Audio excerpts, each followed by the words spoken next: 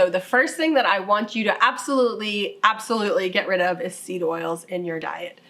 These actually were machine lubricants until the late 1800s. So people weren't even consuming these. It was literally used just to lubricate a machine. So I don't know really how. I mean, we can all probably figure it out, but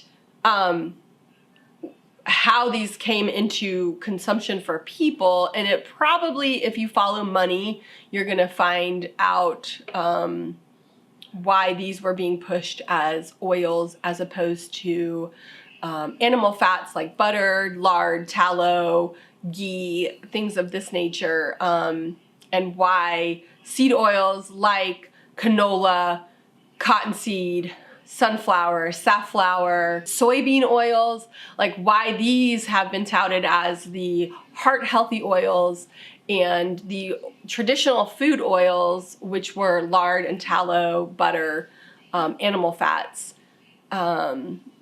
were pushed to the side and said, don't consume these and consume these.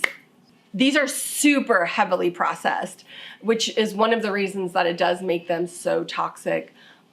Besides the fact that we weren't meant to eat them as humans, we weren't meant to consume them. They were never, because when you take the product, you have to so heavily process it to get an oil out of it that it just doesn't seem like that's what we should be consuming.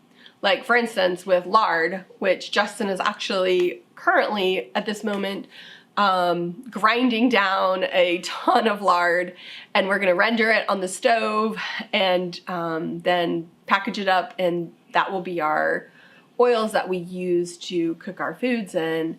Why was, that's like something you harvest your animal, you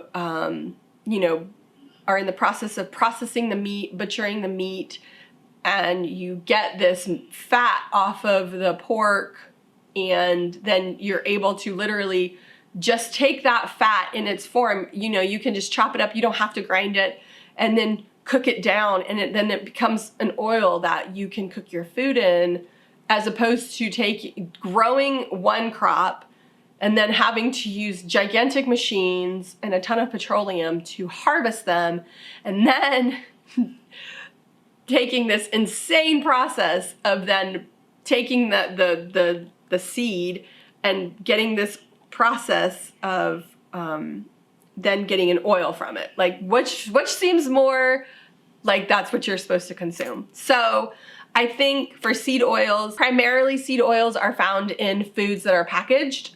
So eating less processed foods that you buy in the store, and also eating out.